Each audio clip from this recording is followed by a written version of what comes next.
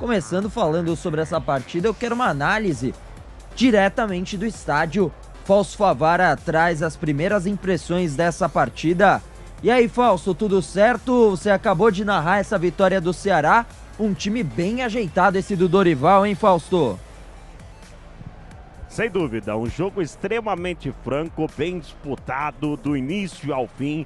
No fim, achei que o árbitro perdeu o controle do jogo, o Caio Max Augusto Vieira. Ele tem, pelo visto, uma boa intenção dentro da arbitragem, mas quando não controla o jogo, você tem que saber o que está fazendo. E no final ele acabou se perdendo. Mas o jogo em si foi um jogo eletrizante. A equipe do Ceará foi pra cima do Palmeiras desde o início. O Palmeiras tentando dar o troco. O Palmeiras talvez não encaixou o seu melhor jogo hoje, mas faz parte. Foi o que eu falei. Se tivéssemos 10 jogos, o Palmeiras provavelmente ganharia dos 10, 8 jogos. É realmente muito superior à equipe do Ceará. Mas essa equipe do Ceará, Chacon, olha, se continuar nessa pegada, se continuar com esse grande trabalho do Dorival, e não é de hoje que eu falo dos trabalhos do Dorival, a tendência é que faça um grande campeonato. É um time extremamente arrumado, ajeitado, difícil, um time forte, um time difícil de ser batido. E venceu o grande Palmeiras jogando aqui na Arena. Então, sinceramente,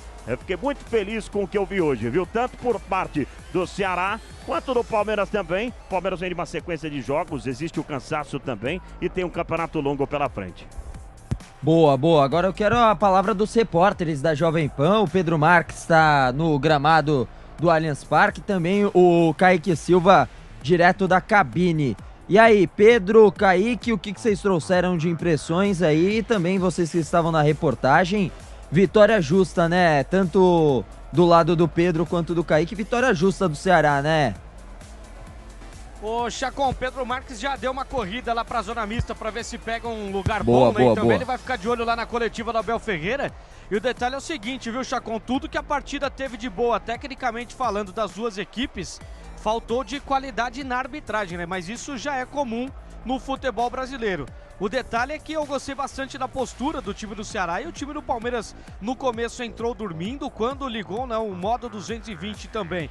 O time do Palmeiras foi bem, é um time com muita qualidade, é verdade, a gente já sabe disso, porque é um time bicampeão da Libertadores, um time também de Campeonato Paulista que vem de título agora contra o São Paulo, né, uma reviravolta.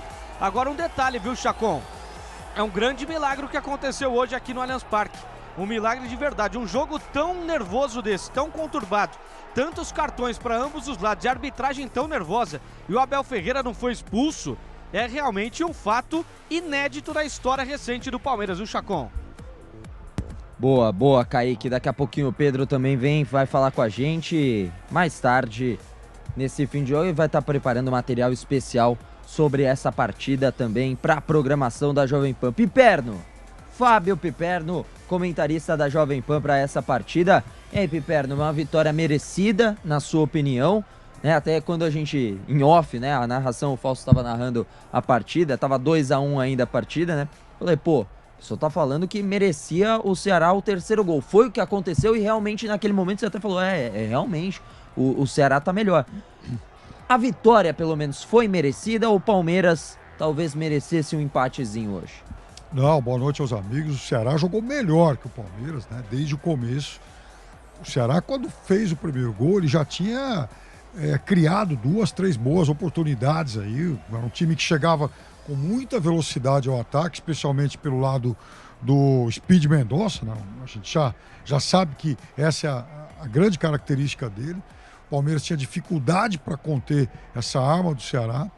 E veja, o Ceará, durante o jogo todo, ele finalizou mais que o Palmeiras, 19-17. Ele acertou o gol mais vezes que o Palmeiras. A gente está falando aqui em 9-4. Então o Ceará mereceu. O Ceará, assim, não é que foi uma vitória de um time pequeno que ficou retrancado e acabou dando certo nos contra-ataques e ganhou. Não. Foi um jogo de um time que veio visitar o Palmeiras com a proposta de jogar, de agredir o Palmeiras e que criou várias oportunidades e fez 3 gols. O Palmeiras não tem do que reclamar. E olha, estava até escrevendo aqui no Twitter agora, o Ceará, no intervalo de 3 dias, o Ceará bateu 2 times que tem no seu currículo 10 Libertadores. Então, veja, não é hoje esse time do Ceará não é uma equipe qualquer. O Ceará fez um mau campeonato estadual, fez uma Copa do Nordeste ruim, mas claramente está num momento de correção de rota. Trocou o técnico, acho que contratou um treinador melhor, trouxe bons jogadores e veja, ainda tem gente para estrear. O Matheus Peixoto, por exemplo, um atacante de bom nível, o Dentinho, que faz um tempão que está lá e não estreia nunca, mas enfim, pode também acrescentar. Trouxe mais gente para a defesa, trouxe mais gente para o meio campo, tem um bom elenco. Eu acho que o projeto é bom. A gente está falando de um Ceará superavitário dos últimos 6 anos, o que é uma raridade no futebol brasileiro, né? Isso não acontece, por exemplo, com o São Paulo, Corinthians, enfim, times importantes do Brasil. Então, a gente viu na última temporada o Fortaleza beliscando uma vaga direta na fase de grupos da Copa Libertadores. Eu não ficaria surpreso se o Ceará também fizer uma campanha lá na metade de cima para essa temporada. Começou bem e olha, quem deve estar esfregando as mãos, Chacon, por conta dessa primeira rodada, é o pessoal do Atlético Mineiro. O Palmeiras perde em casa e o Flamengo empata em Goiânia. Resultados que, obviamente, o Atlético gostou muito.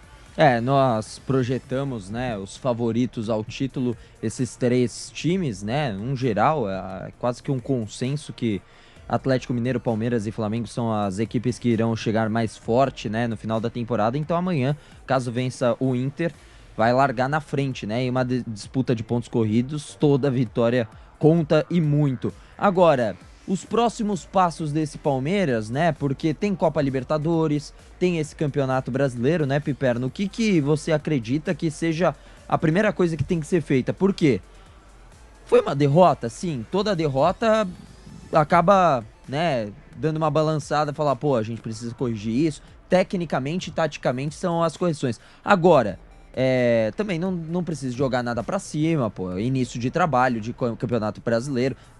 É o famoso calma torcedores, né? Não precisa também entrar em desespero e perdeu pra uma equipe que se mostrou qualificada dentro de campo, né? Nada de crise no Verdão. Pelo amor de Deus. Disso, né? O Palmeiras está anos-luz disso. Agora, é claro que também evidenciou algumas coisas, né? Então o Palmeiras depende muito de algumas individualidades. Por exemplo, Rafael Veiga, um jogador fundamental, hoje não conseguiu fazer um grande jogo por mérito do Ceará, que marcou muito. A gente viu, por exemplo, o lado esquerdo do Palmeiras com problemas, especialmente no primeiro tempo. O Jorge fez uma partida ruim, né? Mal na marcação e também não acrescentou nada à frente. Então, isso deixa assim, algum sinal de alerta para um Palmeiras, que, como você mesmo disse, vai ter muitos desafios a partir de agora. O Campeonato Brasileiro é duríssimo, tem muito time bom. Libertadores, aí se fala. Palmeiras tem Copa do Brasil. Então aí é que a gente vai ter que ver, vai ter oportunidade de enxergar melhor a questão da qualidade, não do time, que a gente sabe que é um dos 2 melhores do país, mas principalmente do elenco. O Palmeiras hoje teve que fazer muitas substituições. E quando o Palmeiras trocou muita gente, o ritmo caiu. Não porque aqueles que entraram não têm qualidade. Mas, por exemplo, o Giovani é um garoto jovem. Outro dia ele estava disputando copinha, né? O Atuesta é um jogador que ainda não conseguiu emplacar. Então é claro que a qualidade do Palmeiras foi outra a partir das várias substituições que o seu técnico foi obrigado a fazer. Perfeitamente. É a sua impressão também, ô Fausto? Essa partida também demonstra o que o Abel vai ter que corrigir, né? Alguns pontos defensivos na partida de hoje, talvez tenham que ser colocados em prática nos próximos treinamentos. Também tem a questão de conciliar elenco, porque é uma temporada que ainda tem Copa Libertadores da América, que para o palmeirense é obsessão, como eles mesmos cantam, e também o Campeonato Brasileiro que falta além da Copa do Brasil, né? Mas o Campeonato Brasileiro falta pro Abel. Mas para a partida de hoje foi um adversário que mostrou que não foi acaso, ou também não foi uma tragédia a derrota, né? Foi mais um bom adversário batendo uma ótima equipe que é a do Palmeiras. Não tem a menor dúvida disso. E é muito melhor e muito mais fácil você poder consertar os erros numa fase como a que o Palmeiras está vivendo. né? Muito mais tranquilo para o Palmeiras poder consertar algo agora, né? E óbvio que a gente sempre tem que consertar, né? A gente sempre tem que consertar. É difícil ver algo muito perfeito. Você sabe que tem ajustes e o time do Palmeiras tem ajustes. É o grande favorito da temporada. Para mim é o melhor time da temporada. Tá muito parelho ali com o Atlético Mineiro, mas eu acho que é superior ainda ao time do Atlético Mineiro. Enfrentou uma equipe hoje que foi legal. A gente vê também o potencial de uma equipe que vai brigar por uma vaga Libertadores da América, né? Pro estado do Ceará é fantástico isso, você ter o Ceará e o Fortaleza numa Libertadores, brigando por títulos, enfim. Mas esse é o grande momento pro Palmeiras ajustar, porque não tem a pressão do seu torcedor. Pelo contrário, tem o apoio do seu torcedor. Até pelos anos que o Palmeiras vem fazendo, Chacon. E o Kaique, os próximos passos do Ceará, porque o Ceará tem competição internacional, né? Não é só o Palmeiras que tem competição internacional, o Ceará também, né? Quais são os próximos passos do Ceará e, se puder, também dar uma pincelada dos próximos passos do Palmeiras, Kaique?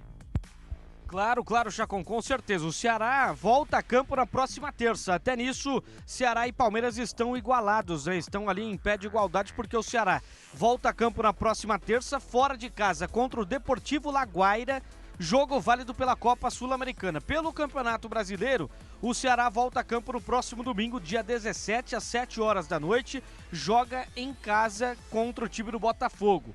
Já o time do Palmeiras também tem uma sequência de jogo internacional na próxima terça, às 9h30 da noite, aqui mesmo no Allianz Parque. O Palmeiras recebe o Clube Independiente Petroleiro e no próximo sábado, às 4h30 da tarde, o Palmeiras vai enfrentar o time do Goiás fora de casa. São os próximos passos, tanto do time do Ceará quanto do time do Palmeiras, que jogam por competição sul-americana e retornam para o Campeonato Brasileiro.